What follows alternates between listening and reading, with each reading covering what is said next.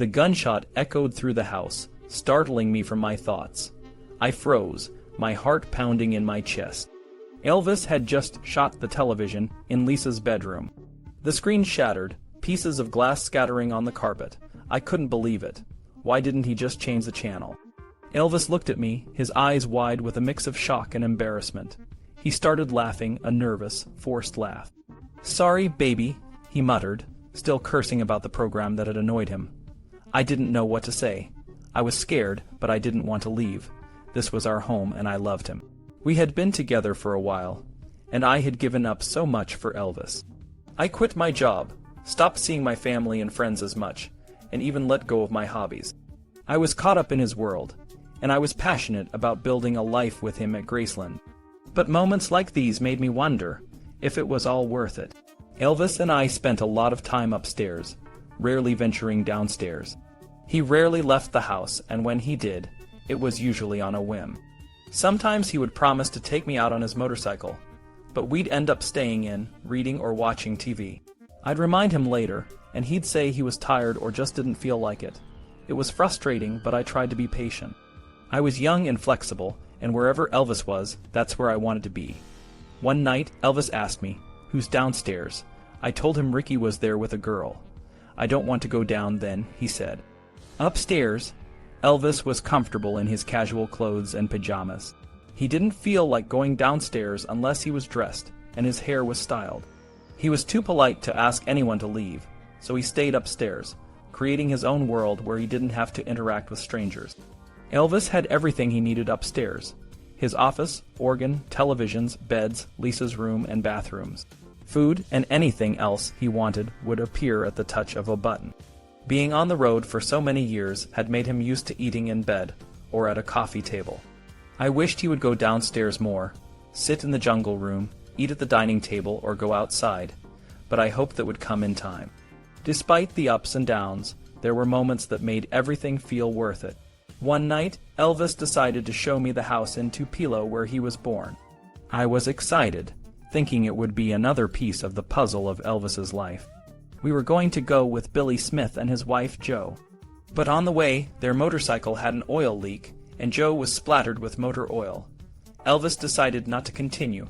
"We'll go another time," he said, but we never did. Elvis liked pampering, and I tried to do little things for him that would make him feel good. I would help him with his socks, which he sometimes struggled with, and I brought him healthy snacks like dried fruit. I tried to get him to do more physical activities, like playing racquetball or going horseback riding, but he always had an excuse. One night, I asked to see the swimming pool at Graceland. Elvis led me outside, and we walked down a path to a kidney-shaped pool, but he kept going to a beautiful meditation garden he had built. It was peaceful, surrounded by a curved brick wall with stained glass panels. In the center, water splashed in a circular fountain pool. Elvis and I sat down by the pool, and he started talking about his plans to perform in Europe. He said his father had told him that, since we met, he saw the little boy he used to put overalls on back in East Tupelo. I felt overwhelmed with emotion, knowing Elvis's father approved of us. Elvis also mentioned that he wanted to have more children, and that he'd like us to have a little boy. We talked about names, and he liked the name Jesse for a boy, and I suggested Graceland for a girl. Elvis also wanted to change some things, and asked if my brother was interested in working for him. I told him it was a tough decision for my brother, who had a family and a pension to consider. But Elvis insisted the offer stood, and my brother would be taken care of. Despite the good times, Elvis's mood swings were a constant worry. One night, the phone in Lisa's room buzzed, and Elvis shot it, just like he had the TV. I stayed, hoping to make a difference, but I wondered how I could get him to see that this behavior was wrong. I began to incorporate my own passions into our life together. I was interested in numerology, and wanted to design a necklace for Elvis that incorporated our numbers 4 and 8. I also started learning karate from him, though he insisted I start at the beginning. One night, while he was teaching me, he accidentally knocked me to the floor with his strength. I laughed, and he said, "Ginger, always start at the beginning. Be patient and learn." I started to get to know Elvis's family more. I visited his grandmother, Dodger, who told me stories about Gladys, Elvis's mother.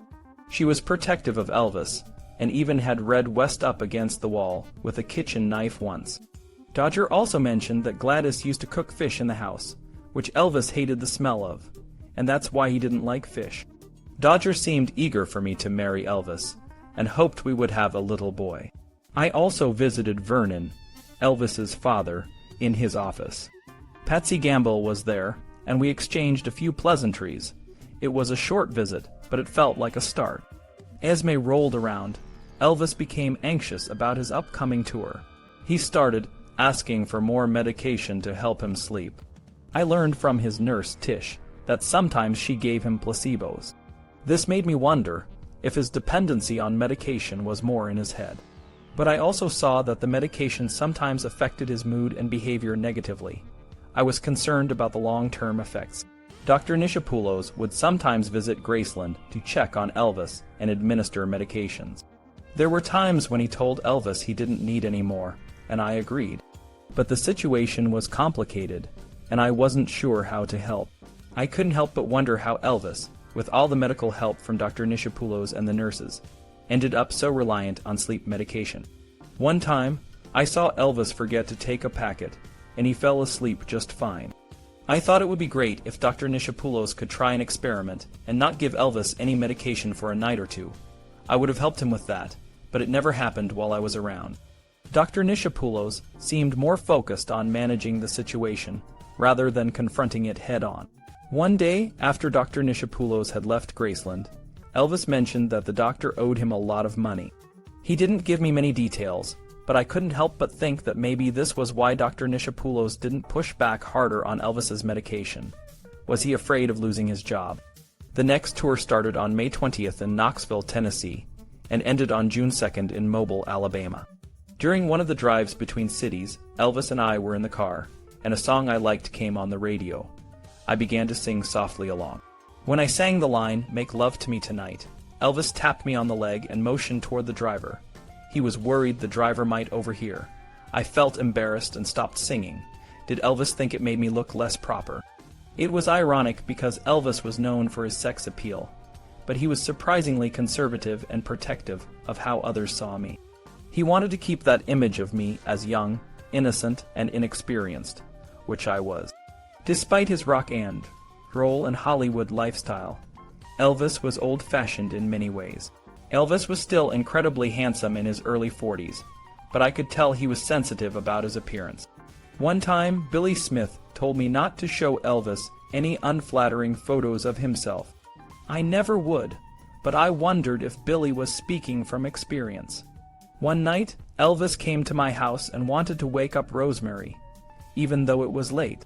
He flipped on the light and sat on her bed, asking me to massage his back. While I did, he noticed some albums on the floor and started flipping through them. When he found his album, Elvis, The Sun Sessions, he studied it for a moment. "I like that," he said, and put it back. It was hard to believe that the man on the album cover was the same Elvis I was with now. He was older, but not drastically different. It felt like there were three different Elvises: the young rock star, the movie star, and the serious, spiritually curious adult. After a show, Elvis felt the audience wasn't very responsive. "Everyone wants to see the old Elvis," he said. But he also told me he thought his voice was stronger than ever. I agreed. His voice had grown richer and was at its peak. During shows, I never knew if Elvis would introduce me. He knew I was shy about being in the spotlight, but he still liked to surprise me. One time he asked me to come up on stage, but as soon as I got there, he told me to sit back down. The crowd found it funny. In the hotel room after the show, I said, "I'll get you for that," and started to tickle him. It was the first time I did this, and I was delighted to find out that Elvis was ticklish. I loved hearing him laugh. About a week into the tour, we were in Elvis's room after a show in Binghamton, New York. I was thinking about how my life with Elvis had swept me away. I was so focused on him that I had almost lost myself. I was starting to feel a bit lost and overwhelmed. I also missed painting and was worried about my parents' divorce. The pressure of Elvis's medication and the way it sometimes affected his personality was weighing on me. I burst into tears, and Elvis thought I was upset with him. "You're not happy with me," he said. I shook my head. Elvis, I love you, it's not that. It's my parents, my art, everything. I added, I worry about your medications sometimes. Elvis was quiet. I knew he didn't like being confronted about his habits. His response shocked me. I think you should go home for a few days, he said. I felt hurt and unsure. Maybe it would be good to take a break and sort things out. Elvis wrote, "Come back here" on a tour schedule, and drew an arrow to Baltimore. I flew home to Memphis, feeling emotionally drained. My family was supportive and didn't press me for details. I tried to rest and sort through my emotions. I thought about how Elvis had always been there for me, especially when my family was struggling. I felt guilty for not holding it together better. Elvis didn't call for 2 days, and I wondered if we were breaking up. On the 3rd day, he called and said he missed me. I was relieved and told him I missed him too. He arranged for me to return to the tour. The next morning, a car pulled up to my house. I thought it was one of Elvis's aides, but it was Elvis himself. I was stunned. He had left his tour to pick me up. It wasn't exactly an intimate moment, as Billy Smith, Larry Geller, and a bodyguard were also in the car. I felt embarrassed, but I leaned my head against Elvis's shoulder, happy to be with him again. On the plane, Elvis and I talked. I know you're upset about your parents, he said. I'm gonna help with that. I told him that it was the medication that concerned me. He thumped his temple and said, Ginger, you don't understand me. But he promised to help me with my art. I felt moved because he was listening to me. We went back on tour. One night, Elvis was performing Unchained Melody when some audience members threw coins on stage. It made him angry. I tried to calm him down, telling him that people paid to see him and loved him. Vernon was more direct, saying, Son, they don't pay to see you sit down. We returned to Memphis and stayed for a couple of weeks. Elvis surprised Kathy Westmoreland and Larry Geller with new Lincoln Continentals. He was in a great mood, having done something grand.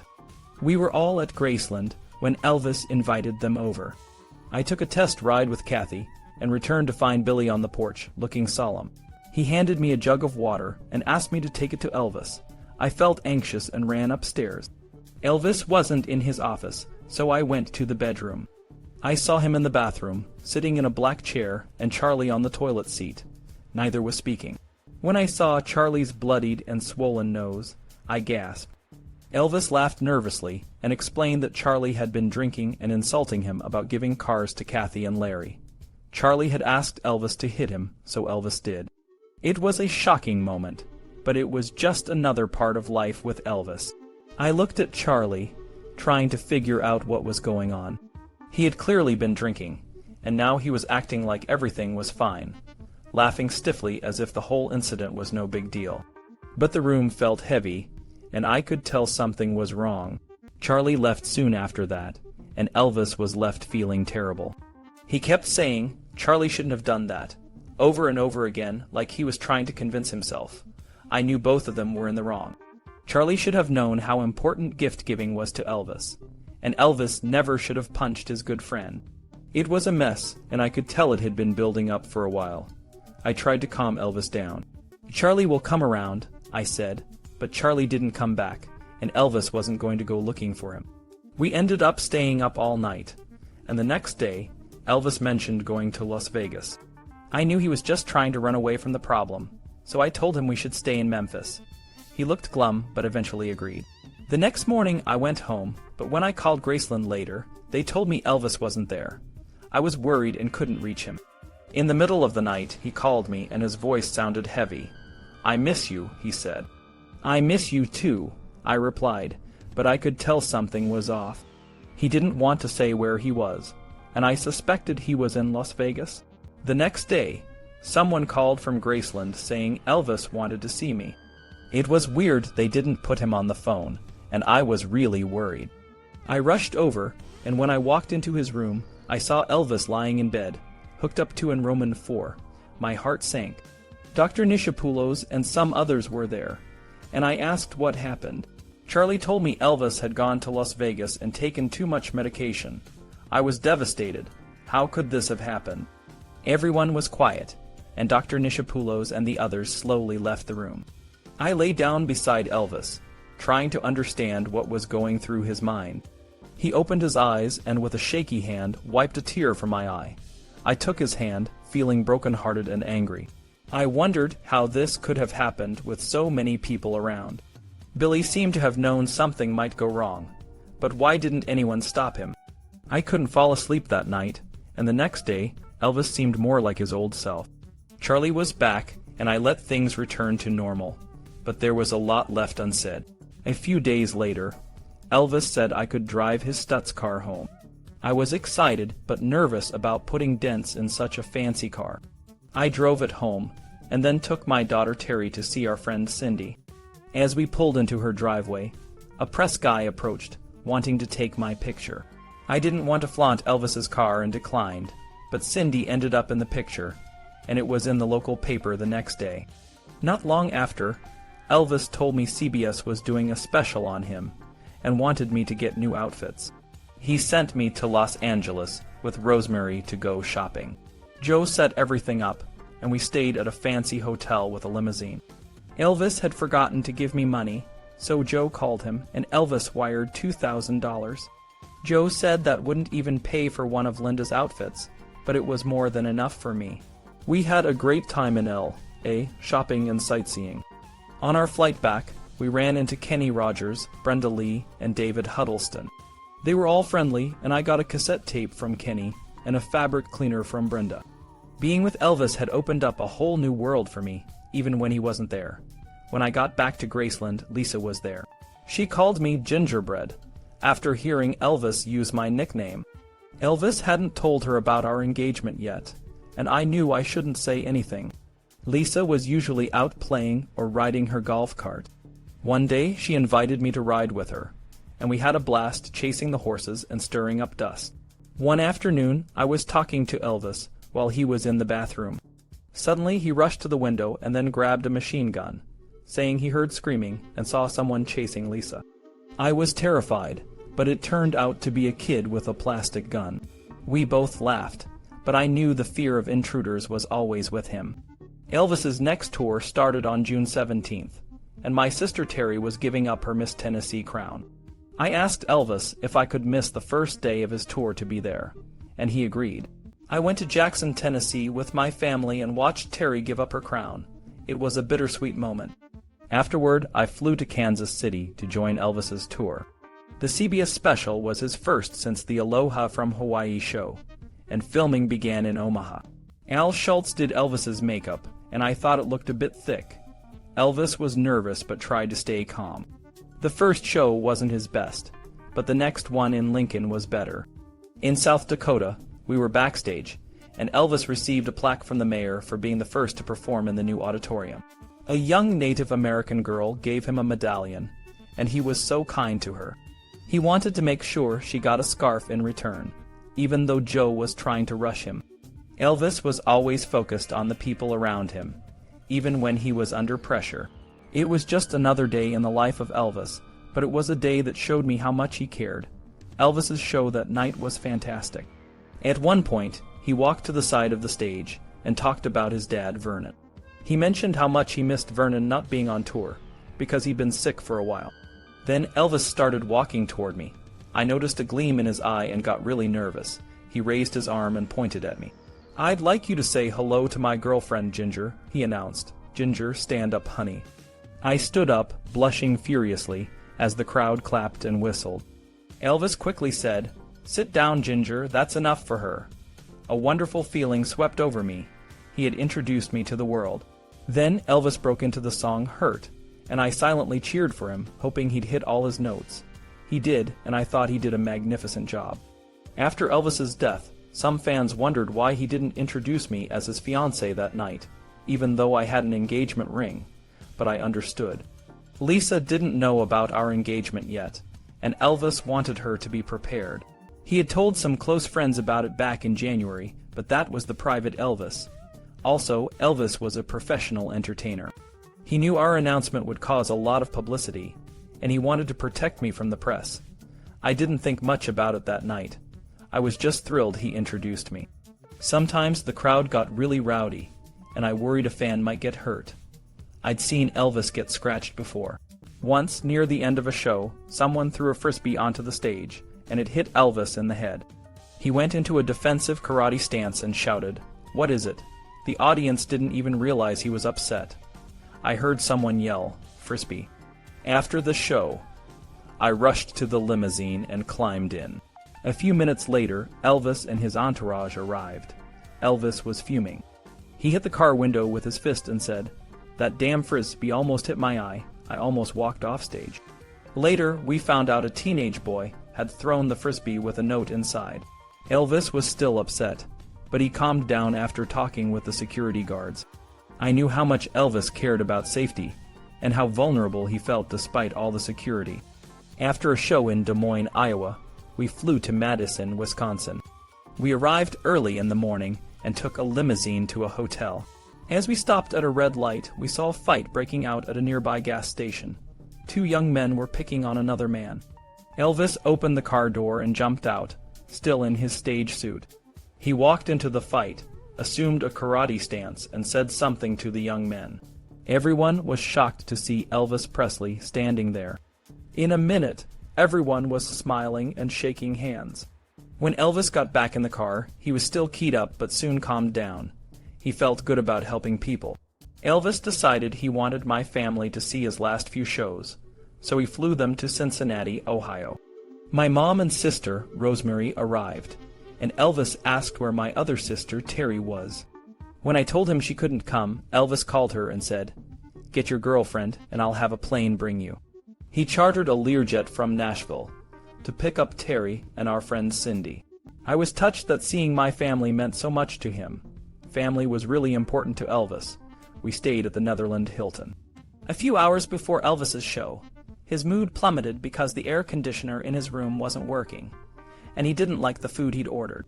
I went to my room to get ready, and my mom and Rosemary visited me. I was setting my hair when the bedroom door suddenly flew open.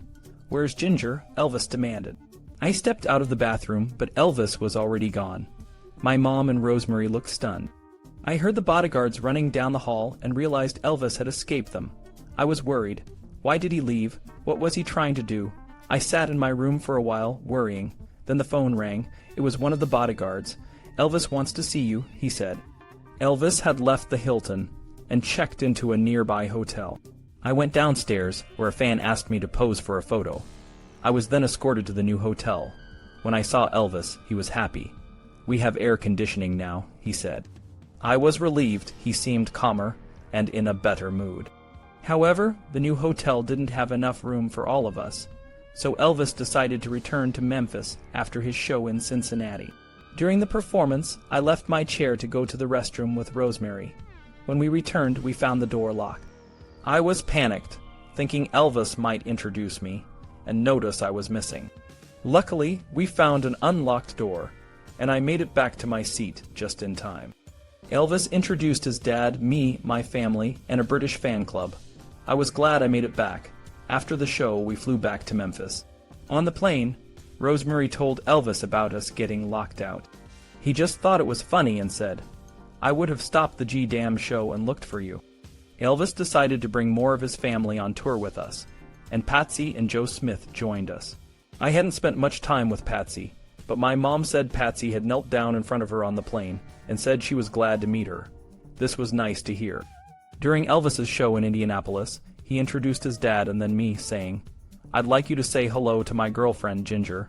She is something to stare at. That's it. That's enough, Ginger." He also introduced Terry as Miss Tennessee and the rest of my family, saying, "They're a very lovely family and I love them." Elvis introduced some of his family too, calling Joe his assassin and Patsy nutty as a fruitcake. My mom later said Patsy had chatted with her on the shuttle bus and put an arm around her. I was touched by these small gestures of warmth and acceptance. Back in Memphis, Elvis wanted to help my mom with her mortgage. He called her and told her to take her house papers to Vernon. After speaking with Elvis, my mom called Vernon, who asked her to bring the papers to his house the next day. Vernon told me, "Your mother just brought me her payment books. She doesn't have to worry about her mortgage anymore." I thanked both Elvis and Vernon. I knew this would lift a great burden from my mom's shoulders, and it felt wonderful. I could never pay Elvis back financially, but my family and I would be forever grateful. One evening, as the sun started to set, Elvis and I sat on the front porch at Graceland. He brought a cigar and a jug of water outside with him. The view over Graceland's rolling front lawn was beautiful. Sometimes we didn't talk at all, just listened to the sounds of nature. One night, Elvis and I sang, "Since I Met You Baby," together in bed. I didn't know all the words, but I loved it when Elvis said we sounded good. Another night, he asked Billy and Joe to come to his bedroom. He played a new song, Way Down, and we all sang along, taking turns with the low notes. I had a lot of fun and felt more like part of Elvis's family. One day, Elvis said, "I was talking with my daddy, and he asked me, 'Isn't Ginger going to use that credit card?' I thought Vernon would be happy that I didn't use it." I noticed Vernon coming over more when I was at Graceland. Once, when Vernon's attention was elsewhere, Elvis tapped my arm and motioned for me to watch him, as he had done with Lisa. After Vernon left, Elvis said, "Did you notice that it's almost as if my daddy hates to leave the room when we're together? It's gonna do my daddy's heart good to see us married." I was excited that Elvis felt this way and hoped he was right. Elvis hadn't really gone out anywhere since we'd been off tour. He talked about riding his motorcycle or the three-wheelers, but he canceled his plans at the last minute. One afternoon, my mom decided to have a backyard barbecue. I got excited, thinking it would be great for Elvis to come. When I called and invited him, he declined. I was disappointed. Shortly afterward, my parents got into a heated argument. My mom was upset and decided to stay at a hotel for the night. I went with her and we talked about my dad for hours. I didn't get any sleep. The phone rang around 5. It was Elvis's aide, Dean, saying he had gotten the number from Rosemary. He put Elvis on the phone. I told Elvis where I was and why my mom needed me.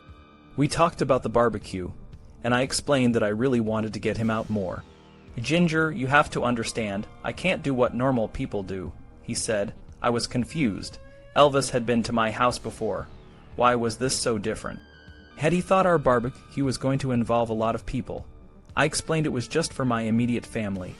"Oh, well, I like hamburgers," Elvis said, "maybe next time." He asked me to come to Graceland and bring my mom. Dawn was breaking when we finally arrived at Graceland. I was surprised to find Elvis sound asleep upstairs. It was as if he felt comforted, knowing we were on our way.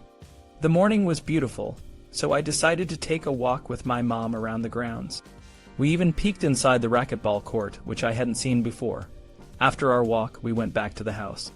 Elvis was still asleep, and my mom and I were exhausted, so I told her to rest in Lisa's bedroom. I lay down beside Elvis, and before I knew it, I was out cold.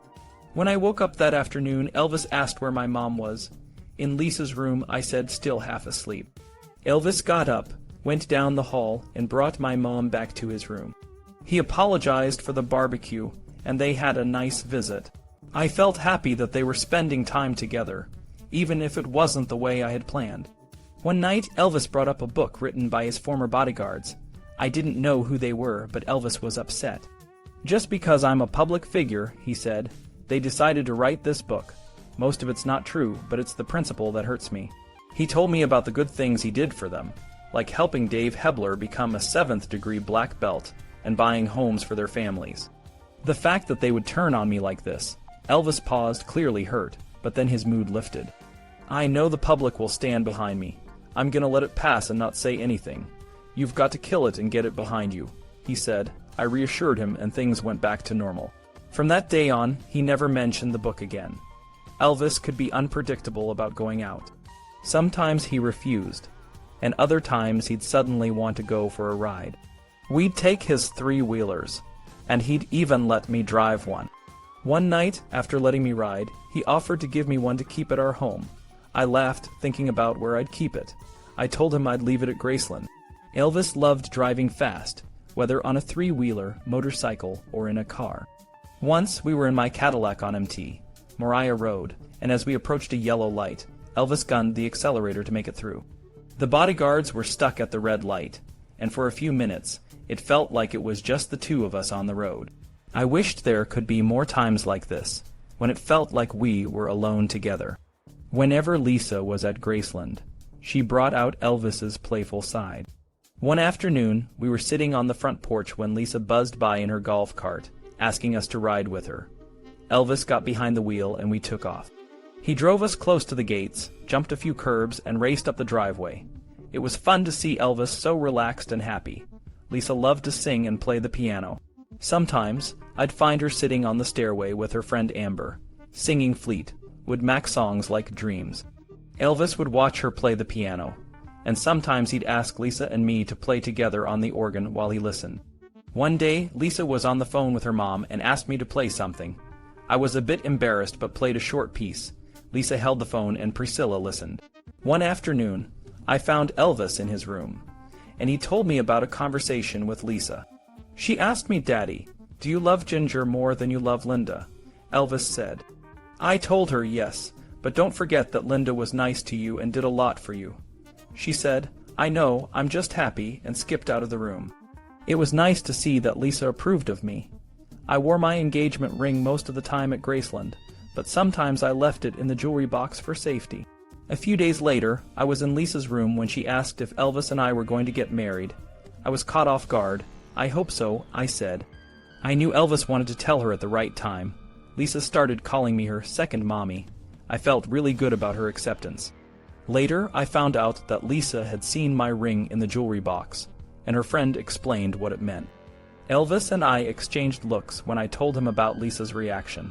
He seemed relieved. Shortly after, Lisa joined us and said she would call me Mommy, even in front of her mom. We both knew this might not go over well with Priscilla, but at least Lisa seemed fine with it. There was a new amusement park in Memphis called Libertyland. I decided to take Lisa and Amber there. Elvis said it was fine, and we went without a bodyguard. We had a great time on the rides, and on the way home we stopped at a 7-Eleven. Lisa and Amber jumped out of the car, but Lisa said she needed an older person with her. She was already cautious, which I admired. A few days later, Lisa asked if she could come to my house to see Amber. She played with Amber and then decided she wanted a puppy. I told her she'd have to ask her father. She tried to convince me, but I held firm. Later, she forgot all about it. The more time I spent with Lisa, the more I saw her as a leader. She took charge when playing with other kids, including Amber. One day, a child told Elvis that Lisa had called his nurse an inappropriate name. Elvis reprimanded her gently, and she started to cry. Both Lisa and Elvis were upset, and I felt for both of them. As summer went on, Elvis spent time relaxing at Graceland and sometimes at my parents' house. One day he visited us unannounced. Our poodle, which he called Mudface, started humping his leg. Elvis laughed and walked into the den, where my mom and her friend were sitting. "Get off me, Mudface, or I'll knock your dick stiff," he said, still smiling. My mom introduced him to the minister's wife, and he immediately apologized. He played the piano and sang for us, making the visit special. A few nights later, Elvis took me to his trophy room again. He gave me a teddy bear and a framed photo of himself from when he was younger. He also gave me a photo from the set of Charo, when I mentioned I liked westerns. "If anything ever happens to me, I want you and Lisa to take people on tours through the trophy room," he said. It was just an offhand remark, but it touched me that he saw us having a life together. Before leaving the trophy room, Elvis gave me his 9th degree black belt karate certificate. Another night, we were sitting in his bed when he got up to use the restroom. Suddenly, he turned around and said, "I'd like us to have our picture taken professionally." I smiled, thinking it would be great. I had very few pictures of us together. "I'd really like that too," I said. Elvis smiled and said, "I need to lose some weight," before going into the bathroom. It was the first time I'd heard him mention his weight. That night, I noticed Elvis seemed a bit thinner after his show. He often struggled with fluid retention and sometimes got cortisone shots for pain, but I never really saw him as overweight. Some days, he just looked a bit bloated. I wanted to help him lose a few pounds for his health. Later, Elvis had some ice cream sent up to our room. I looked at the bowl and thought, what about losing weight? The maids didn't know he wanted to lose weight, and I felt like I should say something. "Elvis, you just said you wanted to lose weight," I pointed out. "You don't need to eat that ice cream." He didn't say a word, just threw the bowl against the wall and glared at me. I was hurt, but I kept my cool, got down on the floor, and started cleaning up. It was tough, but I felt good about speaking up. At least now he couldn't eat the ice cream. Elvis sulked for a while, but eventually he said he was sorry. I accepted his apology. I knew it was hard for him to admit any weakness, but he recognized I was trying to help him out of love. By mid-July, the weather got really hot. Elvis started talking about putting a pool and some landscaping at my mom's house. He asked me to invite my mom and sister, Rosemary, over to discuss it, but not to tell them his plan yet. When they arrived, Elvis was in a playful mood. He asked Al to get some McDonald's gift certificates. We waited in his office, and I could barely keep from giggling as Elvis whispered to me. My mom and Rosemary looked confused, wondering what was going on. Al took a long time, and Elvis was getting impatient. When Al finally came back, he said, "I got a speeding ticket." He handed Elvis the certificates. Elvis made a big show of writing 50 cents on each certificate.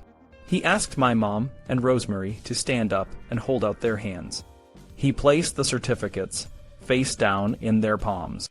They burst out laughing when they saw what they were. After a few minutes, Elvis said, "Those are just for the French fries. Here are your Big Macs." He handed them generous checks. My mom and Rosemary were overwhelmed and thanked him. I was surprised. Elvis hadn't told me about the checks. Elvis reassured my mom that she wouldn't have any more financial worries, and said he wanted to set up a bank account for her, so she wouldn't have to work full-time. He also said he'd have Joe put Rosemary on the payroll to help me on tours. We were all stunned. Then Elvis mentioned his throat felt a bit sore. My mom felt his forehead and said he was a little warm. I hoped he wasn't getting sick. The phone rang and Elvis said, "Let's go downstairs." We followed, wondering what he had planned. Outside, a brand new green Tier 6 convertible was parked next to the porch. "This is for you, Ginger," Elvis said. "I bought the last one in Memphis." I was blown away and ecstatic, but then I saw it had a manual transmission. I was worried because I wasn't good at driving stick. Determined to master it, I hugged Elvis and asked Rosemary to join me for a drive. We lunched our way down the driveway, lurching and braking. I was embarrassed when a fan took our picture. I couldn't figure out how to make the car go forward or in reverse. We returned to the house, and it was getting dark. Lisa was riding around on her golf cart. She zoomed over and asked my mom and Rosemary to join her. They climbed in, and I laughed as Lisa took off, with my mom and sister looking scared. When they came back, I told Elvis how much I appreciated everything. I reminded him he didn't need to buy things to show he cared. I was worried about his throat, but he said he felt better. Elvis decided to show us a tape about President Kennedy's assassination. He said Mort Saul had given it to him. The tape had still shots of a gunman in a bush. Elvis talked about a conspiracy theory called the Gemstone File. He believed Lee Harvey Oswald didn't act alone. I was fascinated and wondered if it was true. Later, Elvis announced he wanted to look at wedding dresses. I got excited as he called Billy Smith. We went to his room and Billy arrived. Elvis pointed at Billy and said, "This is the big one, Billy. This time it's gonna be right." He asked Billy to get Joe too. Elvis changed clothes quickly and we all got into his studs. I was nearly trembling with excitement. Had the time finally come to set a date? We drove to Union Avenue, where Joe thought there was a bridal shop. We passed a boutique with bridal gowns in the window, and Elvis pulled over. We talked about the dresses, trying to get ideas. Then we drove around more, hoping to find more gowns, but we didn't. We returned to Graceland. Upstairs, Elvis continued talking about our wedding. He wanted a non-denominational church, shaped like a pyramid. He said Charlie told him about one down by the river. I thought it sounded magical. He mentioned another church on Summer Avenue and said we could have the reception in Vail, Colorado, or at Graceland. I had never been to Vail. That would be amazing, I said. I'd love to go to Vail. He asked me to start making an invitation list. I found a pen and paper and wrote down some names. My mind was spinning with excitement. This was for real. Elvis had a church picked out. He'd even talked to someone about it. Elvis believed God would tell him when the time was right for us to marry. This night was filled with promise and excitement as we planned our future. I went to bed early, happy that the right time for us to marry was drawing near. I hadn't seen much of my friends in the past 8 months. One day, I decided to take my friend Debbie to Graceland. She wanted to meet Elvis, but he was asleep. I led her upstairs, and she tiptoed to his bed. I remembered his gun and whispered, "Be careful. If he wakes up, it'll scare him." We retreated downstairs, where we met Lisa. She wanted to take us for a ride on her golf cart. We held on for dear life as Lisa sped around Graceland. Another night, my friend Peggy asked me to go to a club to listen to some music. I hadn't seen her in a while, so I agreed. Elvis said I could go but not stay out too late. Peggy and I had a cocktail at the club. Afterward, I brought her to Graceland to meet Elvis. It wasn't late, but when we walked upstairs, Elvis was sitting in bed. I worried about how he'd feel, but he said, "Any friend of Ginger's is a friend of mine." Peggy sat down, and I sat beside Elvis. "You smell like a brewery," he said, looking at me. I was embarrassed, but I hadn't done anything wrong. Peggy tried to smooth things over. "Congratulations on your engagement," she said. "Thank you," Elvis said. Peggy had taken karate classes, so she started talking about karate with Elvis. They had a good conversation, and I relaxed. Later, Elvis played the organ for her. It was late, so I invited Peggy to sleep over. We put her in a room downstairs. I felt content knowing she was there. Peggy was the first friend I'd ever had stay overnight at Graceland. Sometimes I woke up before Elvis. One day I decided to go for a swim in the pool. I hadn't been in the water long when the guard Harold walked by. "Excuse me, who are you?" he asked. "I'm Ginger," I said. He laughed and apologized. "You look much shorter in the water." I laughed too, but I was puzzled. Did I look taller sitting in the car? I usually left my Seville parked out front. One afternoon, Elvis and I were returning from a drive in his Stutz when I saw Dean washing my car. I knew Elvis must have asked him to do it, even though it was just dusty. I took good care of my cars, but I understood how Elvis kept his looking so pristine. He was doing the same for me. Dean didn't say anything as we walked by. I knew Elvis was paying him, but Dean didn't seem to enjoy the chore. I hoped he wouldn't resent me. Dean was another person I needed to get to know better over time. One day, Elvis and I were sitting in the living room, surrounded by spiritual books. He mentioned a film script he had his eye on, called The Mission. Elvis didn't give away too much about the plot, but he was excited. He saw it as a way to extend his music's spiritual themes into a movie. He even said there were small parts for our friends Terry, Rosemary, and me. Elvis thought he had the script stashed away in the attic, so we went up to look for it. The attic was a bit of a mess, full of clothes and old trunks, but we didn't find the script. We gave up and went back to his bedroom. I asked if he wanted to make more movies. Elvis said he really wanted to do a serious one, without any singing. I was curious and asked which of his movies didn't have singing. He told me it was Charo. I hadn't seen all of Elvis's films, so this was news to me. I hoped he would find the script again and make The Mission. Another night, I was in the bathroom at Graceland when the phone rang. It was Elvis, asking me to come to his bedroom. When I got there, I saw Charlie, one of Elvis's friends, with blood on his hands. He had been drinking and smashed his hand through a glass window. Elvis just shook his head and told me what happened. Charlie stumbled downstairs and fell, but he was laughing. Elvis got up to check on him, and I followed. When we saw Charlie on the floor, Elvis said, "Charlie, get up. You look like a worm." Two aides helped Charlie up, and Elvis told me, "There's gonna be changes around here, Gingerbread." I knew he meant more than just redecorating Graceland. I had been at Graceland for a few days, and I told Elvis I needed to go home to get more clothes and check on my dog, Odyssey. Elvis didn't want me to go. He said he'd be alone. I was surprised, because there were always people around at Graceland. I told him, "Elvis, you have more people around you than I do at home." He said, "They're not my friends. Do you think they'd stick around without their paychecks?" I realized he felt lonely, and I decided to stay one more night. The next day, when I tried to leave, I found all the air had been let out of my car tires.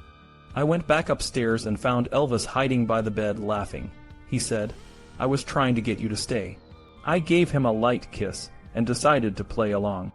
I drove slowly to a gas station to refill my tires, smiling the whole time. By August, my parents' divorce was moving forward. Elvis's lawyer asked my father to sign a quitclaim deed, turning our home over to my mother. Elvis paid my father his share of the house, so it would belong to my mom. We were all grateful for Elvis's generosity. On August 3rd, my mom called to tell us that 2 large pin oak trees had been delivered and planted at our house. A few days later, more trees and shrubs were added. Elvis wanted to see the new landscaping, so on August 6th, we went to my house with Charlie. Elvis was proud of the new greenery and said, "All you need is the pool, and they should be starting it soon." We visited with my mom and sisters for a while. Elvis was in a great mood and suggested we sing. Charlie played the piano, and Elvis sang, "How Great Thou Art," with such power that it felt like the roof would blow off. Then he sang Unchained Melody, and I was moved to tears. When my niece, Allison, woke up crying, Elvis went to comfort her. He tickled her and made funny faces until she started laughing. It was a sweet moment, and I imagined what it would be like to have a child with him. Later, we sat in Rosemary's room and talked about numerology. Elvis wrote numbers and letters on a pad of paper, explaining their significance. He said the number 9 symbolized war and destruction, and 7 was a godlike number because it contained the word Eve. Elvis was always fascinated by these things, and I loved hearing his thoughts. A few days later, Elvis said he wanted to perform again. He missed it, and I knew how much he loved being on stage. His fans were always around, and he never turned down an autograph. One evening we sat on the front porch, but the gates were open, and fans started coming up the driveway. Elvis didn't like the invasion of his privacy, so we went back inside. Another night, Elvis said he wanted to take Lisa and me to Libertyland. I was excited, especially because Amber was at Graceland too, and the girls loved the amusement park. We got ready, but Elvis changed his mind and said he wasn't going. I was frustrated and remembered something he once told me, that he could do anything. I challenged him, and he called George Klein to keep the park open late. We invited my sisters and some friends, and Elvis got dressed in his blue jumpsuit. We had a blast at the park, riding the roller coaster and playing games. Elvis even won some stuffed animals for Lisa and me. We stayed until dawn and returned to Graceland, still in high spirits. A couple of days later, my mom was worried about falling behind on her house payments. She called Beecher Smith, Elvis's lawyer, who quickly sorted it out. On August 12th, Elvis rented a movie theater and took us to see The Spy Who Loved Me. It was a fun night out. Elvis was preparing for his next tour to Portland, Maine. He really wanted Rosemary and my brother to come along, and they agreed to join us. Elvis also mentioned he wanted to lose some weight before the tour. On August 15th, he started eating less and drinking more water. It was a new side of him, and I was happy to see him taking care of himself. The morning was unusually quiet at Graceland. The house had seen many lively moments, but today it felt different. Lisa was set to leave for Los Angeles, and the mood was bittersweet. Elvis wanted to spend as much time as possible with her before she went, and we all felt the weight of the coming separation. It was a cloudy day, and the drizzle only added to the somber atmosphere. Later that afternoon, Elvis, Lisa, Amber, and I took a short ride in Amber's golf cart, trying to make the most of the time we had left together. That evening, Elvis and I watched television. My stomach started to cramp, and I realized my period was starting. Knowing how bad it could get, I hesitated before asking Elvis if I could join his tour a day or two late. I felt embarrassed but knew he would understand. Elvis gave me a displeased look but then softened. "I'd like you to go," he said, then paused. "See how you feel." Later, Elvis made some calls, trying to arrange a private screening of the new movie, MacArthur. He also mentioned a piece of his tooth that had broken off and needed to be checked. He showed me a small glass box with temporary crowns, just in case he chipped a tooth while on tour. Elvis set up an appointment with Dr. Hoffman, and we headed out in the Stutz around 10:30 p.m. At the dentist's office, Elvis joked with Dr. Hoffman, and I felt a bit self-conscious.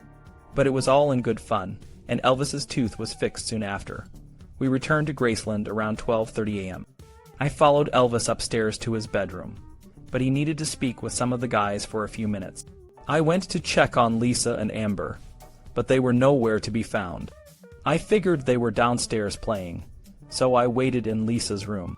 A short while later, Elvis called me back to his room. We watched a little TV, and he called downstairs to have the bed made. Mary, one of the maids, came up to do the bed, so we moved into Lisa's room to give her space. I lay on the couch, and Elvis turned on the TV, lit a cigar, and sat in a chair across from it. He mentioned wanting to play racquetball later, and I got excited. It would be my first time seeing him play, and I thought it might help him relax before the tour. We had been watching TV for a while when Elvis suddenly turned it off and looked at me. "I've been thinking a lot about getting married lately," he said, fiddling with the cigar and watching my reaction. "Really?" I was completely caught off guard. "Really?" Elvis smiled. He went on to describe his vision for our wedding. He wanted it to be in a non-denominational church, with lots of security to keep the media away. He talked about long blue limousines and a beautiful gown with a high collar and small rosebuds. He even mentioned clear, glass slippers and a tiara. I was amazed by how much he had thought about everything. When he asked what color I wanted the bridesmaid dresses to be, I suggested lavender. He smiled and shook his head, saying it had to be the wedding of the century. We picked a date, Christmas. It felt perfect, a gift to God. I stood up and kissed Elvis, and he kissed me back. He said he wanted to announce our engagement at the end of the tour in Memphis. I was over the moon, and we settled back to watch TV. Elvis had to talk business with the guys, and I asked if he still wanted to play racquetball. He did, so we woke Billy and Joe Smith. It was after 4 a.m., but no one seemed to mind.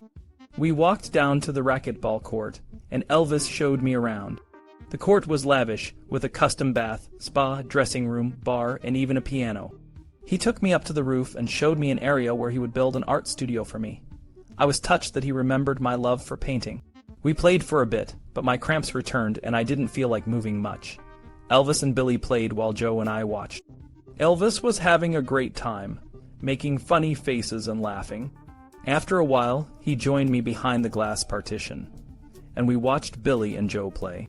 Elvis then played the piano, singing Unchained Melody and Blue Eyes Crying in the Rain. He pedaled on a stationary bike for a bit, and we headed back to the house around 6 a.m. Billy came upstairs to help Elvis dry his hair, and we peeked in on Lisa and Amber, who were fast asleep. Elvis and Billy went into the bathroom, and I changed into my sleepwear. Elvis called for a packet of medication to help him sleep, and Tish brought me something for my cramps. He asked if I was still planning to join the tour, and I told him I might wait a day or two until I felt better. He understood and asked me to buy something special for the engagement announcement in Memphis. We both took our medications and looked at a book about the Shroud of Turin. We were both intrigued by the photos of what the author claimed was the face of Jesus. Then Elvis showed me a book about psychic energy, highlighting ways to tune into each other's energy. We were both getting drowsy and soon fell asleep. I woke up a bit later to Elvis calling for another packet of medication. He was having trouble sleeping, and I wondered if the earlier packet had been a placebo.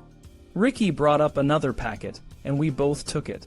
We settled back in bed, and I quickly fell asleep again. When I woke up, it was close to 9 a.m., and Elvis wasn't in bed. I was still groggy, but noticed he was sitting on the side of the bed. He said he still couldn't sleep, and went to read in the bathroom. I called my friend Cindy to let her know I might join the tour a day late because of my cramps. I then called my mother, who reminded me that my brother and sister were also going. I decided to go despite feeling bad. I quickly finished up in the bathroom and went to find Elvis. It was close to 2:20 p.m., and his bathroom door was slightly open. I knocked and called his name, but there was no answer. I slowly opened the door and saw Elvis on the floor, his body frozen in a seated position, as if he had fallen forward while using the commode.